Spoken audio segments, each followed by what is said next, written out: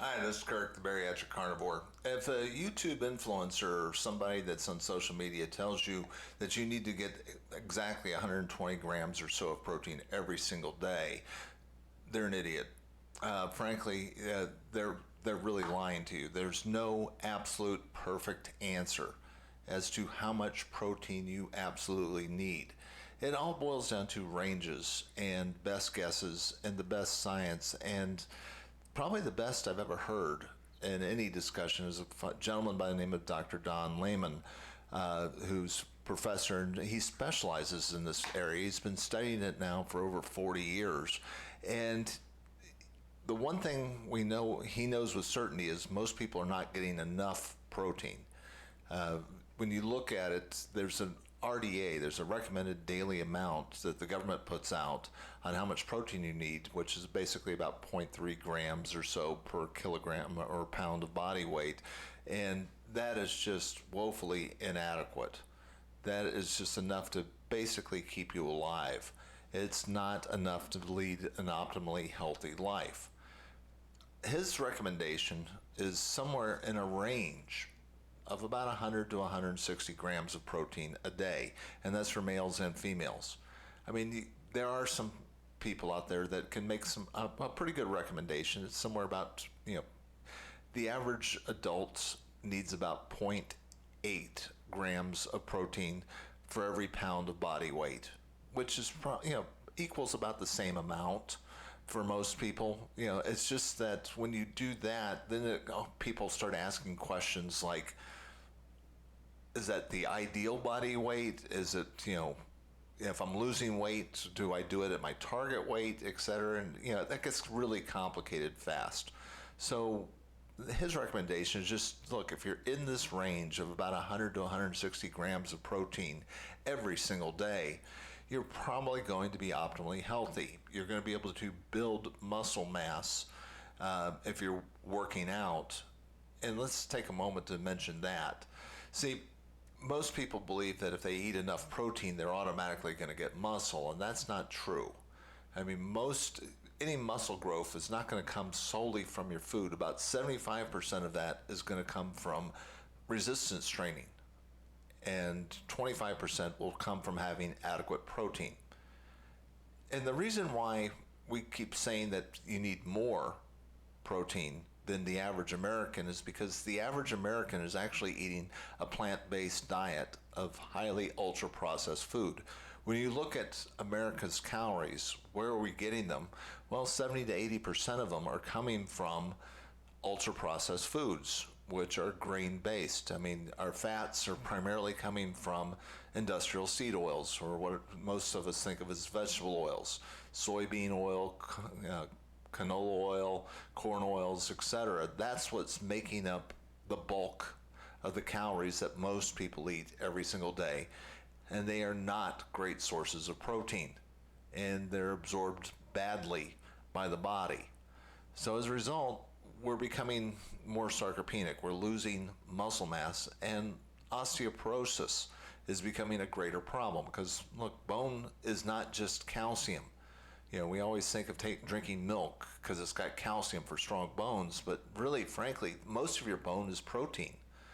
And the way you build more bone mass and the way you build more muscle mass is with resistance training. It doesn't take much, but you need some if you're going to get stronger bones and muscles. And you want them. I mean, frankly, I was stunned when I found out that there's about 300,000 hip fractures every single year.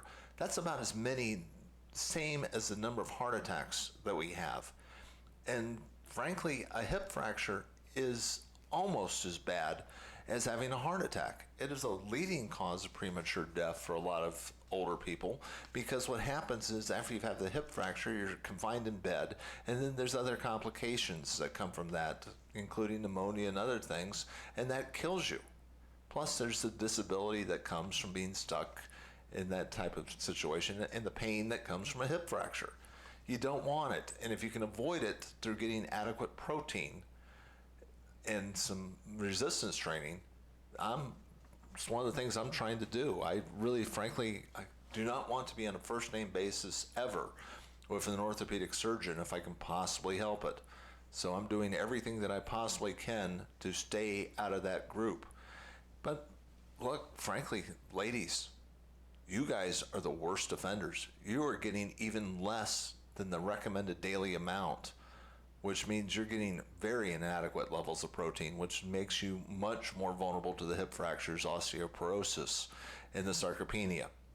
So quit doing that. You need to start eating more meat and try. And when I say that, Don Lehman's range is from 100 to 160, that includes women. So that should be your goal. That's what you should be targeting. And Dr. Lehman also kind of very strongly recommends trying to front load as much protein as you can in your day. Your very first meal should have about 30% or so of the protein that you get in the course of the day, which is kind of nice for me because what I do in the morning or sometime around 10:30 or so when I have my first meal is usually about 4 eggs and about a third of a pound of meat, which is roughly about 40 or so grams, 45 grams of protein first thing, very first meal.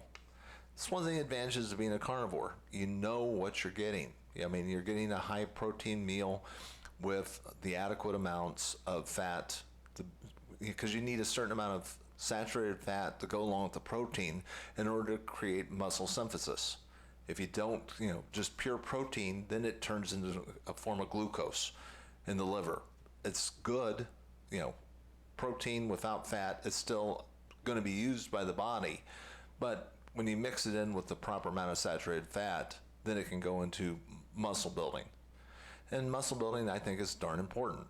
I mean, you're going to be losing somewhere about, a certain percentage of your body mass, lean tissue, every single year, unless you're building your muscles deliberately through some form of resistance training. That can be bands, it can be weights, it can be yoga even. If you're stretching and using body weight adequately, you can still build up muscle mass through using your own body weight and body strength exercises.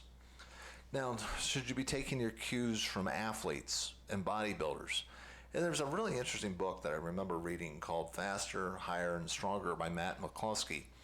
And this book kind of pointed out something that you kind of knew, but I didn't know with certainty. Professional athletes, high-level athletes, are almost like a different breed of human being. They are doing stuff that we couldn't even imagine, and many of them are just kind of genetic freaks that allow them to be able to perform at the highest levels. And that's why a bodybuilder, competitive bodybuilder that is trying to put on muscle is eating roughly 4,000 calories a day. Michael Phelps, when he was training for the Olympics, according to one observer, was eating close to 8,000 or more calories every single day. So, you can't really take your cues from them. And frankly, they're caught up in so much other stuff and they're taking so many supplements that, frankly, just make for very expensive pee. We often said, professional athletes have the most expensive urine in the world because they take so many supplements that even their bodies can't use. So, they're pushing for a different level of fitness than the average person. For us average mere mortals who are only trying to stay healthy, stay optimally healthy, then really be looking for that target. And, you can track this, but keep in mind, when you use a food tracker to determine how much protein you're getting, remember that those ranges are often off by anywhere from 25 to 20%. Either way, high or low. They're not perfect measures. You cannot know exactly with 100% certainty what the protein level is in that particular cut of beef. You don't know what it's like in the eggs because, that frankly, there's differences in protein amounts from grass-fed, finished, pasture-raised chickens that are only eating soy feed, etc. There's going to be variation in the amount of protein in all those different sources. But that's why Dr. Lehman kind of recommends a range of somewhere between 100 and 160 grams of protein every single day, because that kind of takes care of that range. Some days you're going to get more, some days you're going to get a little bit less, but that's fine in the long run. We frankly don't have to be that fine-tuned. Close enough is close enough to keep yourself optimally healthy.